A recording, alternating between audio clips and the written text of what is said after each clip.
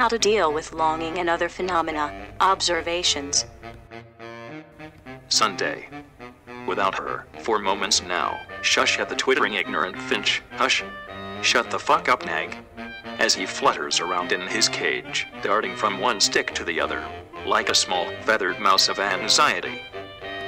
Think, and in your thoughts fields of snakes with tongues, like fire, hidden in the leaves, threatening her bare feet. In the news, North Korea tests nuclear bombs, like old Irishmen lobbing horseshoes at posts. You are listening to But Not For Me on the stereo. Now it's Let's Get Lost, and you realize how much would Chet Baker would get along, smoking rolled cigarettes, and laughing together after a good hard cry, if he were still alive. Saturday. On a Greyhound bus, couples with hands in each other's pockets fondle and peck each other in the seat next to you, their faces fat pools of glistening happiness. Their mounds of children darting from one end of the bus to the other playing tag. List them: blonde, blonde, blonde, brunette, brunette, brunette, red, red, red. The couple sees you listing their children. They frown, looking at laddies. They believe you want to take them. They believe you are a lonely vagabond. They believe they know why. Give them a smile and pretend to fall asleep. Friday. The whoosh, guffaw, and clomp of things in the courtyard. These are some of the sounds that disrupt your painting. The howl of the basset hounds echo like warning sirens for things to come. Your metaphors become dramatic, become overdone. You feel the duty to vote but despise all the campaigning. You avoid your crazy-eyed neighbor. She brings you lasagna and muffins to woo you into her pants. She says God brought you here on purpose. And in your disgusted thoughts you think, why God? Why? She shoves the food in at you, which you sometimes politely take, and close the door heavily before she can intrude. You fall asleep on the couch watching 8.5, your underwear riding up your backside, like Tonto, into the desert cliffs. Thursday. On occasion you ride your bike past the house. That was your friend's house. The neighborhood much cleaner than you remember. It is like Christmas, the decorative yards, the topiary trees, their forms twisted and knifed into the crisp cerulean sky like corkscrews. Their pale shadows curl into the neighbor's lawn, enclosing forgotten dog poo, a decomposing robin. There are deeper shadows. You used to stay here. Turn the corner sharply, but continue to look to your left. This block is a part of you, something you will never be rid of. You think you'll never be rid of. A meaningless tattoo one drunken 17-year-old night. A pencil lead embedded in you like Sin 6, embedded, like these trees and yards and gutters in your mind. The sickly sweet flirt of young adulthood, you are the only reason I need to stay. The porch leans a bit crooked like tea, as it always has.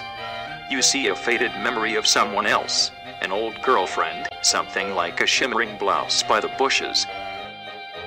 Wednesday. Take her to the woods where you grew up, down the winding fall-leaved road. There are geese and turtles and herons just as you remembered. Kiss her warmly in a field of tall grass. Hold her close to feel her bones move with yours. Get inside your car with her. Pause. Look over at her and watch her breath. Her chest moves steadily up and down.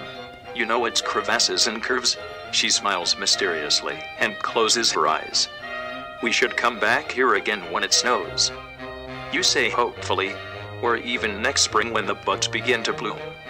You hold your breath and wish to continue doing so, if only to prolong the situation which you are sure will inevitably end. Look at her. Know what she means by this gesture when the buds begin to bloom. Smile and back out of the space. Tuesday. She sews, humming a tune you don't know, lovely as baked bread. Her hair is blonde and tousled. Her nails bitten close. She bites them even now, her small hands to her mouth. Sometimes when you wake up next to her, you will both glance in the other's direction, then burst into a sudden giddy laughter that shakes the bed from the bellows. Stop eating your mushroom soup. Put your hand on her knee. She will put her spoon down and reach across the table for the back of your neck to pull you closer and kiss you all mushroomy. Make her stand up. Pull her tightly against you. Put your hand in her hair and kiss her. Ask her for Pete's sakes never to leave you. She will smile and say, for Pete's sakes? Who is Pete? At night, slip your arm under the curve of her neck. Grab her ass and pull her curled around you. She grinds her teeth. Her lips swell and smell even in her sleep. Monday. In the studio, you draw a picture of the scattered materials on your desk, a stapler, a hammer, a palette knife. In the hall, you think you hear her steps. You think you hear her whistle bouncing softly from wall to wall. You wish it were you she's coming to see, but think it's probably your neighbor. The sound of her voice encircles you with a rush of goodness, of pleasantness, and it makes you want to weep. When you get back to your apartment, lie down on the floor and contemplate your options. Your birds are hopping hyperactively from stick to stick. Smell at them and feed them millet seed. Say, there's this girl at school who gives me the Jim Jams. They will seem not to hear you.